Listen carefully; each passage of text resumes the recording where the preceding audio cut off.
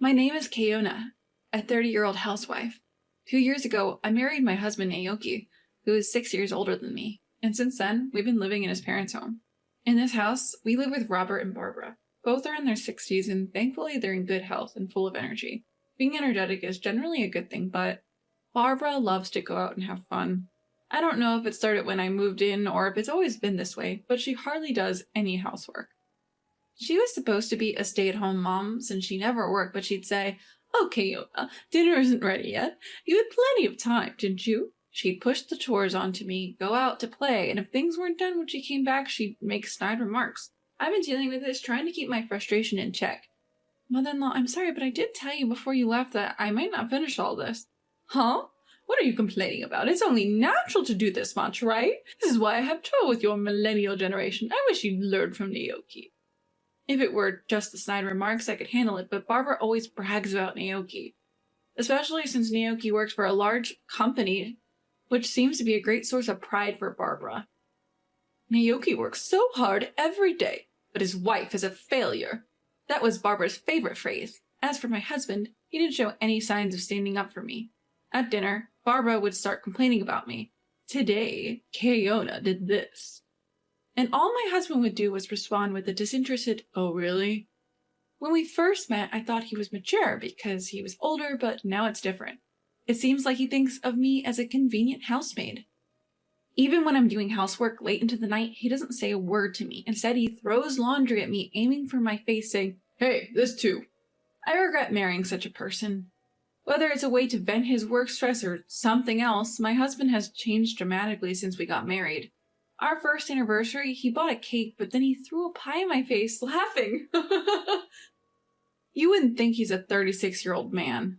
However, there's a glimmer of hope in this life. That's the presence of my father-in-law, Robert. Robert is a very calm person, always saying, "Thank you, Kayona," and "Is there anything difficult? I'll help you." The only person who treats me kindly in this house is Robert. Since I quit my job when I got married, he's the only person I can chat with. I've come to adore Robert like a real father. However, Robert works as a senior staff member at the company he used to work for, so he's not home during the day. The reality is that Robert spends little time at home, and I spend a lot of time alone with Barbara. When I'm talking to Robert, Barbara doesn't say anything.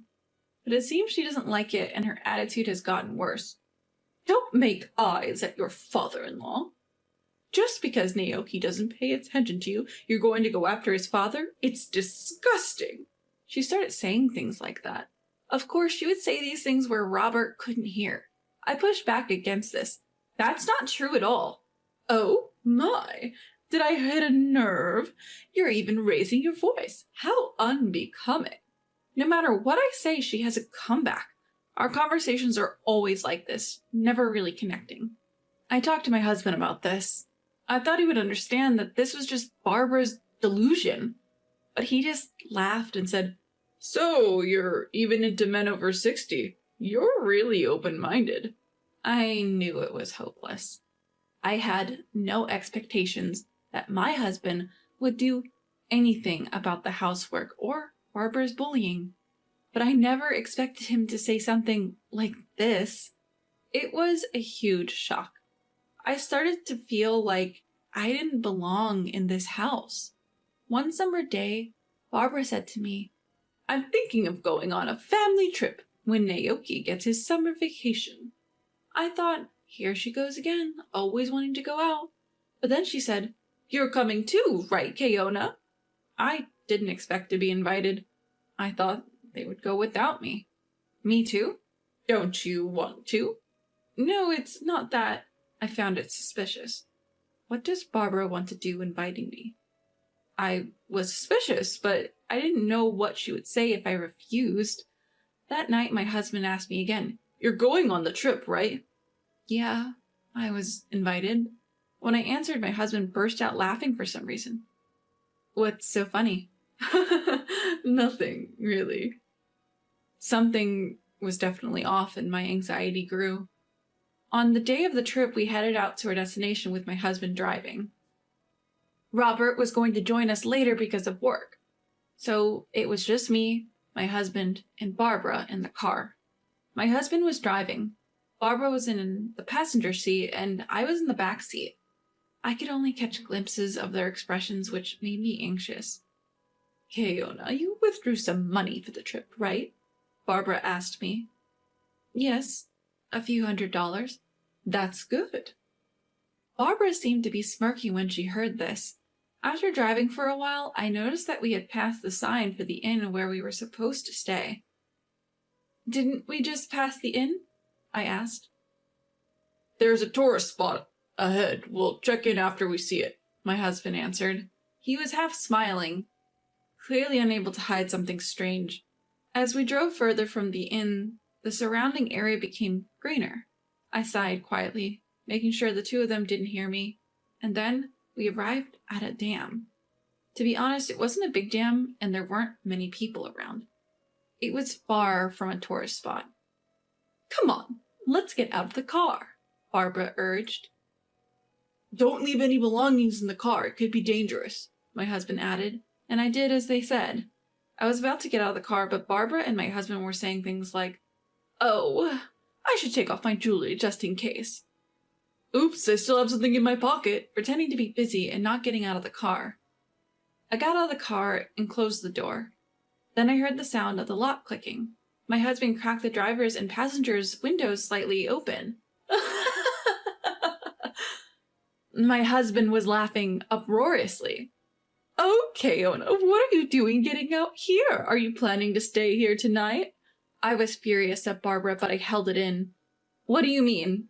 I asked, trying to stay calm. You got out on your own, didn't you? My husband was laughing so hard he was holding his stomach. My wallet and cell phone were all in the car. Everything had gone according to Barbara and my husband's plan. Well, Keona, enjoy yourself, Barbara said with a smirk. Eat some grass and sleep outside. My husband, holding my wallet and flipping through it, closed the window. His laughter faded away, and then my husband and Barbara drove off. Well, they're a handful, and it's hot, I muttered. It was the height of summer, and I was at risk of dehydration, but I wasn't panicking at all. An hour later, why are you here? My husband was shocked to see me. Yes, I was in the lobby of the inn where we were supposed to stay. Are you a ghost? Did something happen at the dam? Barbara looked like she was about to faint. I thought about pretending to be a ghost, but decided against it. I'm not a ghost, and I'm staying here tonight. I showed them the key to my room. By the way, I had already left my luggage in the room. My husband, who couldn't understand the situation, was losing his cool. He seemed to think I had taken the key to their room without permission. What are you doing? Give it back now. He tried to snatch the key from me roughly. At that moment, a man appeared and grabbed my husband's hand. Sir, please refrain from causing a disturbance here. He was about the same age as Robert, but he had a sturdy physique and was taller, making him seem more reliable than my middle-aged, slightly overweight husband. Who are you? Are you staff here? Do you think it's okay to do this to a guest? Exactly why we'll sue you for assault. Barbara also joined in, yelling at the man who had intervened. I apologize for not introducing myself earlier. I am the owner of this inn. The man introduced himself politely. Hearing that he was the owner, my husband quickly withdrew his hand. Actually, I knew this owner. When I was in college, I came to this area on a trip with my friends during the summer vacation. I remember it was really hot that day. We didn't have much money at the time, so we were walking to our accommodation, complaining about the heat. We didn't know the area, and none of us, including me, were good at reading maps. As a result, we got lost and ended up in a place with few people. There, a girl was collapsed on the side of the road. That girl was Mary, the owner's daughter. We quickly called an ambulance and took care of her until it arrived. The next day, the owner came to the small inn where we were staying and thanked us profusely, saying, "You saved my daughter's life. Thank you so much." He also said, "We run an inn too, so we'd like to invite you next time you come. Of course, you don't have to pay." Since then, my family and I have visited the inn several times. That's why I knew the owner of this inn. The owner, who was reprimanding my husband and Barbara, was polite and courteous, but I could tell he was very angry. In fact, both the owner and I knew about this low-level plan of Barbara and my husband from the beginning. I noticed their plan 2 weeks ago. I thought it was suspicious that they invited me on a trip, so I set up a voice recorder in the living room. I targeted the times when my husband and Barbara were alone, such as when I was taking a bath or doing laundry, and their plan came to light. How about we leave Keona somewhere? That would be hilarious. Oh, how about here? There's a gym about an hour's drive from the inn. I was shocked when I heard it. I immediately called the inn and consulted with the owner. I told him everything about the situation I was now in and what was planned for the future. The owner was very angry. His own daughter had once collapsed in the blazing sun, so he was even more upset. And today, the owner, who knew the situation in advance, had arranged for my pickup. After waiting for my husband and Barbara's car to leave, he had me ride in the inn shuttle. By the way, the driver was Mary from that time. I got my license. Let's go for a drive next time. We're driving right now. Oh, right. We chatted happily, bought some local specialty ice cream on the way, and arrived at the inn. I knew about the plan and that a pickup was coming, but I was still scared. For Mary, this area was like her backyard. She knew a shortcut, so we arrived at the inn several tens of minutes earlier than my husband and Barbara. You mentioned suing earlier, ma'am. The owner looked at Barbara with stern eyes. Yes, I did. It's outrageous to be accused of the opposite. I'm sorry, but you're not our guests. What? Don't mess with us. My husband and Barbara both lost their tempers. Your and your mother's reservations have been canceled, I added. You! Who do you think you are? My husband was about to lose his temper again, so the owner restrained him. Keona did nothing wrong. We, the inn, canceled your reservations. What do you mean? If you left a woman alone at the dam in the mountains after stealing her wallet, wouldn't you be the perpetrators of a crime? We can't allow such people to stay at our inn. We also call the police. At this, my husband and mother-in-law became even more furious. What are you talking about? This is no joke. Don't you think you can get away with this? I work at our company, this little inn in the mountains. Just then, Robert arrived late. Hey, what's going on here? Sensing the tense atmosphere, Robert looked around at everyone and asked, What's going on here? These inn people are weird. Let's stay somewhere else. They're incredibly rude. Barbara and my husband appealed to Robert. Rather than listening to the agitated pair, Robert started asking me and the owner about the situation. And when he heard what had happened, he was furious. You idiots! It was the first time I had seen Robert yell. How embarrassing! I can't believe we're from the same family. You two, get out of here now! My husband and mother-in-law were taken aback by Robert's outburst. Get out? Where to, another inn? Barbara said something so stupid that he added, From here and from home. Wait a minute, that's not possible, Dad, my husband said with a wry smile, but Robert was firm. You're disowned. Get out now. Don't make me say it again. He pushed my husband away. Then the police really did show up, and my husband and Barbara turned pale. The owner and I explained the situation to the officer. I also had a voice recorder, so I played back the conversation for them. My husband and Barbara started crying, but Robert quickly said, Quiet down, you're disturbing the inn. Officer, please take them away. It's not like that, officer. We didn't think it would be such a big deal. It was just a prank, my husband and Barbara said, but the officer's expressions changed. A prank? Are you serious? Don't you think that your little prank could cost someone their life, especially your own wife? They were scolded harshly. They weren't arrested because it was a family dispute, but Barbara and my husband were pale throughout. This isn't over. Keona's feelings will determine your future, understand? With those final words, my husband and Barbara, still pale, went home.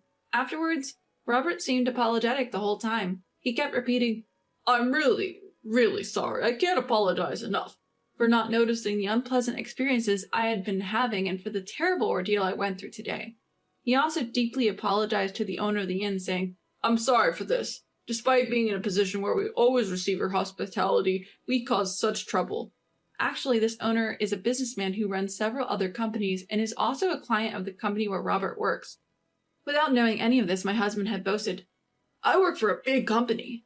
I'm glad I was able to punish my husband and Barbara, but it's also very scary to think what would have happened if I hadn't known about their plan in advance. I prayed that being scolded by the police would make them realize the gravity of the situation. After returning from the inn, I divorced my husband, of course. I also demanded a hefty alimony. I hope they reflect on their actions and don't do the same thing to anyone else in the future. By the way, I heard that Robert and Barbara also got divorced. Robert cut ties with my ex-husband and kicked him out of the house. My ex-husband was advised to resign due to the incident.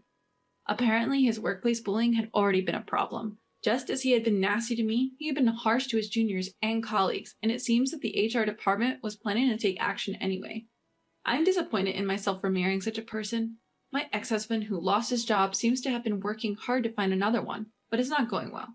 He should be in a managerial position given his age, but he doesn't have that track record at his previous company, and he can't clearly explain why he left. Barbara was kicked out by Robert and seems to have turned to relatives at her parents' home. But she's rumored to be a spendthrift who loves to travel. They fear she'll deplete their savings if she comes to live with them. I think she should get a part-time job or something since she's still in good health. I also left my in-laws' house and I'm living alone nearby. I'm still in good terms with Robert, and sometimes I consult with him about work problems. And I, who was a stay-at-home mom, started a new life. When I was job hunting, I was approached. "Kayuna, would you like to work at my company?" It was from the owner. He was very concerned about what happened to me afterwards. He seemed to be looking for a position in his company where I could work. I was happy to accept. I was very grateful. Thank you so much for doing all this for me. No, we're the ones who should be grateful. We can't thank you enough. I feel like I've already repaid the favor from that time and need to give back the change. The company he introduced me to is a reputable company that meets labor conditions. It was a surprise on top of a surprise. By the way, it's in the same industry as the big company my ex-husband was boasting about, but its capital is 5 times larger. Everyone working there is also very nice. I'm having more fulfilling and enjoyable days than when I was struggling with my married life.